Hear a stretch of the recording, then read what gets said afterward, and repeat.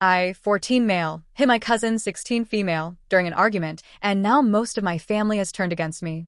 Only my dad believes me, even though there's way more to the story than anyone bothered to ask about. I didn't think I'd be the kind of person to post something like this online, but I honestly don't know what else to do. I'm overwhelmed, confused, and heartbroken. Yesterday turned into one of the most surreal and painful days of my life. My aunt and uncle came over to visit my parents, which already seemed unnecessary to me considering everything going on with COVID. They brought their daughter, my cousin, who I'll call Carly. She and I are close in age, and while we've never been super close, we've always gotten along well enough during family functions. Until now. The day was going fine until Carly and I started playing on my gaming console. We got into a silly argument about who got which controller. One of them is slightly newer and more responsive, and Carly wanted that one. I told her no. It's my console, and I'd rather use the controller I'm comfortable with. I honestly thought that would be the end of it. But it escalated fast. She tried to grab the controller out of my hands, and in doing so, she smacked me across the face. Her nails scratched me, and I started bleeding a little near my cheek. It wasn't life-threatening or anything, but it shocked me. I didn't yell or retaliate. I just stood up, said nothing, and walked to the bathroom to rinse off and cool down. But apparently, she wasn't done. While I was still wiping the blood from my cheek, I heard her yell something like, "My nails," before she came rushing at me again. Without any warning, she grabbed me by the shirt and punched me in the face. That's when instinct took over. I didn't plan to hit her. I didn't want to hurt anyone. But in that split second, reacting to being hit, I punched her in the stomach to push her away. She immediately dropped to the floor, screaming, and the chaos exploded. Her dad, my uncle, came thundering up the stairs. He didn't stop to ask what happened. He didn't look at Carly, didn't look at me. He just charged straight at me. I genuinely thought he was going to punch me. My dad stepped in between us just in time, yelling at him to back off. They started shouting, my mom and aunt got involved, and Carly was crying dramatically on the floor, like I'd broken her ribs. Eventually, my dad kicked them out. He was furious, not just because of what happened, but because my uncle tried to go after me without hearing anyone out. They stormed out of the house, Carly limping like she'd been in a war zone. Since then, my phone hasn't stopped buzzing. I've been getting texts and calls from family members, people who weren't even there, accusing me of being a woman beater, a violent kid, even a thug. Nobody has asked for my side of the story. Carly clearly told everyone some twisted version of events, and now I'm the villain in this family soap opera. The only person truly defending me is my dad. He saw what happened. He saw her hit me first and try to attack me again. He knows I'm not that kind of person. My mom says she believes me, but she's been strangely cold since. She hasn't spoken much. I don't know if she's shocked, embarrassed, or just doesn't know what to say, but her silence stings more than anything else. I've blocked Carly and her parents on everything. I don't feel safe around them. I honestly think my uncle wants to fight me. And I don't know how I'll ever show up at a family function again. I'm getting painted as someone I'm not, and the people who should have known me better are just going along with it. I didn't grow up in a violent home. I was taught to respect women. I've never gotten into fights. I didn't want any of this. But now I feel like I'm being punished for not letting myself get beaten. I feel broken. I keep wondering what I should have done differently. Should I have just taken the hit? Should I have run away? But when someone comes at you like that and you're bleeding and scared and alone, how do you know what the right response is? And what now? How do I recover from this? How do I prove I'm not who they say I am? All I know is I didn't hit her because she was a girl. I hit her because she hit me, and I didn't want to get hit again. That's the truth. I just don't know if anyone else will ever care enough to hear it. The day after I made that post, my parents said they wanted to talk. I wasn't sure what to expect. I was still sore, emotionally more than anything, and I was half convinced this conversation was going to turn into another round of blame or disappointment. But to my surprise, as soon as we sat down, my mom apologized. She didn't dance around it. She looked me in the eye and said, "I'm sorry." Then she explained. She told me she didn't know who to believe at first. Everything had happened so fast, and she was caught between trying to keep peace in the family and making sure things didn't spiral out of control. But what really hit me was when she said she wasn't proud of how she handled it. That she'd been disappointed and embarrassed that any of us were fighting, especially in front of family, but that didn't mean she should have taken it out on me. She said, "I didn't mean what I said to you. I was overwhelmed. I should have listened." I sat with that for a second. I wanted to feel better, and in a way I did. But the thing that still nagged at me was what would have happened if my dad hadn't been there to stop my uncle. So I asked her straight up, if Dad hadn't been there, would you have stopped Uncle John from coming at me? She hesitated. Then she said, I don't think he was actually going to hurt you. But yes, I would have tried. I didn't believe her. Not fully.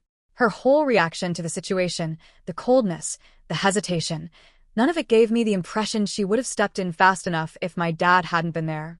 Still, she apologized, and I could tell she was trying. So I let it go. For now, at least.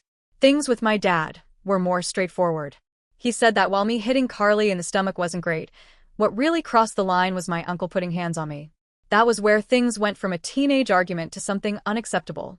Then he brought up something that kind of threw me. He said, you don't have to apologize to Carly. But sometimes, being the bigger person matters more than being right. I argued back, using advice I'd gotten from Reddit and just common sense. I said, but I hit her in self-defense. She scratched me first. She hit me twice before I did anything. He nodded. I'm not saying you're wrong. I believe you. But next time something happens, people are more likely to trust the person who tries to make peace than the one who doesn't try at all. Being right doesn't always win people over. But being calm, being mature, that leaves a mark. That stuck with me. He made it clear he wasn't forcing me to apologize. He even said, if I chose not to, he'd still back me. But after thinking about it, I told him I'd do it. Not for Carly. Definitely not for her parents. But maybe for myself. Maybe for the sake of peace. Before I called Carly, my dad said he and my mom would talk to the rest of the family. Make sure they knew the full story. Let them know I wasn't some out-of-control woman beater, like some of the texts made me out to be. That mattered to me more than I wanted to admit. Later that day, things shifted. I started getting messages. Calls. Aunts and uncles who had gone radio silent, or worse, sent those angry texts, started apologizing. Some were awkward, some were genuine. A few still haven't said a word. And that's okay. I don't need everyone to forgive me. I just needed someone to hear me. Apparently, my cousin Carly and her parents had told a very different version of events. According to their story, Carly had the remote first. I tried to snatch it from her, and in doing so, I broke her nails. Then, when she tried to leave the room to tell her parents, I grabbed her and blocked the door. She says she slapped me only because I wouldn't let go of her, and then I punched her. It honestly blew my mind. The version she gave made it sound like I was the aggressor, like she was this poor girl just trying to walk away, and I, her big scary cousin, attacked her out of nowhere. I don't know how she thought that would hold up, especially since my face had a visible scratch on it, and my dad saw what happened after. But I guess when you're trying to save face in front of your parents and your ego is bruised, you'll say whatever you have to. The whole thing made me realize something. This wasn't just about the fight. This was about trust, perception, and how fast your reputation can turn based on who gets to tell the story first. If my dad hadn't been there, if I hadn't spoken up, if I hadn't shown my side, things could have gone very differently. Now, I'm in this weird in-between space. My parents are mostly on my side. Most of the family has backed off or apologized. Carly and her parents are still cold. I haven't reached out to her yet, and honestly, I'm not even sure I want to. Not because I'm holding a grudge, but because I'm not sure there's a version of that conversation where either of us walks away feeling better. But if I do talk to her, I'll keep it simple. I'll say I'm sorry for how things escalated. I'll say I didn't want it to go that way. But I'll also make it clear that I was defending myself, and that I won't be made the villain in a story where I was just trying to protect myself. It's a crappy situation. But at least now I feel like I'm not completely alone in it. So, after everything that happened, I guess I kept holding on to the idea that at some point, somehow, it would all just click into place. That people would hear the truth, apologize, and we'd all be able to move on. I don't know if I was hoping for a movie ending or just something fair. But what I got instead was life. Messy. Complicated. Incomplete. Some people apologized. Some didn't. Some doors closed. Others cracked back open, but not all the way. When a few family members reached out again, it caught me off guard. Part of me expected more silence, maybe even more passive-aggressive messages or blame shifting. Instead, a couple of them actually admitted they were wrong. I remember one of them saying, "We shouldn't have jumped in before hearing the full story."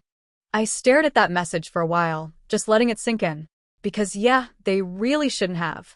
But at least they saw it now. That alone was more than I thought I'd get. I didn't go on a rant. Didn't throw everything they'd said back in their faces, even though I had every reason to. I just said, "Thanks for apologizing. But it's not cool how you can just talk trash to your own family without hearing the full story." That was all I said. It was direct. Honest. I didn't sugarcoat it, but I didn't start a fight either. Just the truth. Some of them didn't respond after that. I guess they didn't know what to say. Maybe they were embarrassed. Maybe they thought saying sorry would fix everything, and hearing that it didn't made them uncomfortable. Whatever it was, the silence said enough. Others kept apologizing. One of them even tried to explain what they were feeling at the time, but honestly, I didn't really care about the backstory. At that point, the only thing that mattered was accountability. But the truth? Even with all the apologies, I haven't really forgiven them. Not fully. Those messages they sent, some of them were cruel. Accusations. Judgments. Like I was the villain in a story they didn't even try to understand. That stuff doesn't just disappear with a few apologies. It sits there. It leaves marks. Still, I'm glad they owned up to it. I'd rather have someone who can admit they were wrong than someone who pretends they were right the whole time. It doesn't fix it, but it shows me who they are now, not just who they were in the heat of the moment. Later that day, my parents came to me. I could tell they were trying to find the right words before they even spoke. My mom looked tired, and my dad was doing that thing he does where he paces a little before sitting down. They asked me to try calling Carly. I didn't really want to. What was I supposed to say? What was she supposed to say? But I did it anyway, mostly for them. The phone rang once. Then it cut off. Blocked. That was my answer. So then my dad decided to call my uncle. I didn't know how that would go either, but I figured it was worth a shot. We weren't trying to start another argument. We just wanted to talk. My dad asked my uncle to apologize for putting his hands on me, and then he asked if Carly could come to the phone so we could talk, figure things out, maybe even start to move forward. That's all. Just move forward. My uncle didn't hesitate. No, just like that. No conversation. No opening. Just no. And then they started arguing. Not even gradually, it was like a switch flipped. Suddenly voices were raised. My dad was trying to get him to see where we were coming from, and my uncle just wasn't having it. He was stuck on this one belief, that no matter what, I should have never hit a woman. Period. Full stop. It didn't matter what Carly did. Didn't matter what actually happened. Just that. That was his entire stance. He even said I should be lucky my dad was there because, in his words, anybody with a daughter wouldn't have let someone get away with that. That was the moment it hit me. There was no reasoning with him.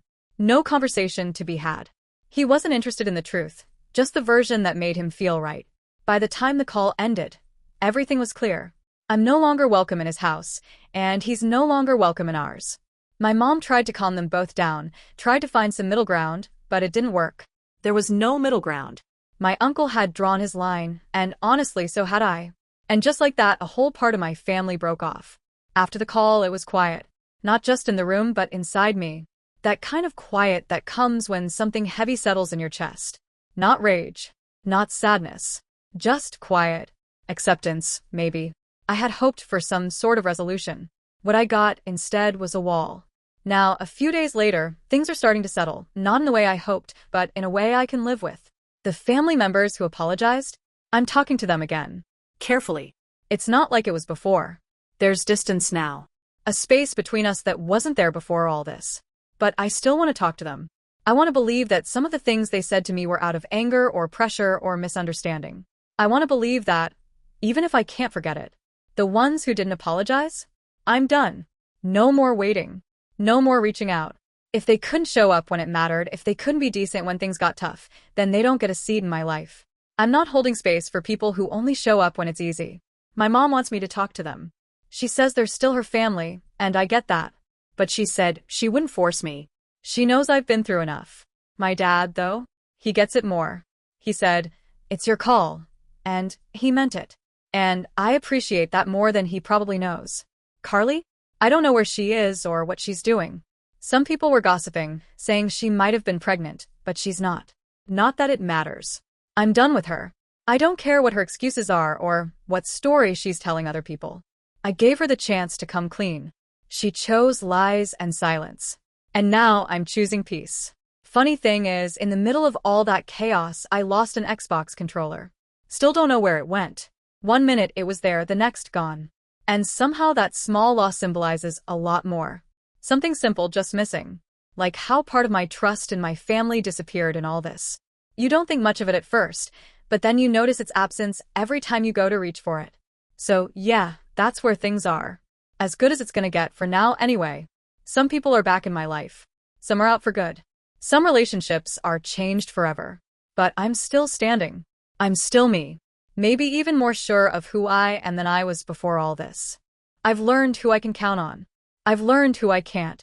And I've learned that sometimes, closure isn't about fixing everything. Sometimes it's just about knowing the truth, making peace with it, and moving forward. Maybe one day, my dad, my mom, and my uncle will work it out. Maybe not. That's their path to walk, not mine. I'm not waiting on anyone else to heal before I start healing myself. I know now that forgiveness doesn't always mean reconnecting. Sometimes it just means letting go of the weight, so it doesn't drag you down. I'm still working on that part. It's not easy, but I'm trying. And that's it. That's the whole story. No dramatic twist. No magical fix. Just the end of a chapter, and maybe the beginning of a better one. Everything's not perfect, but everything's honest. And for now, that's enough.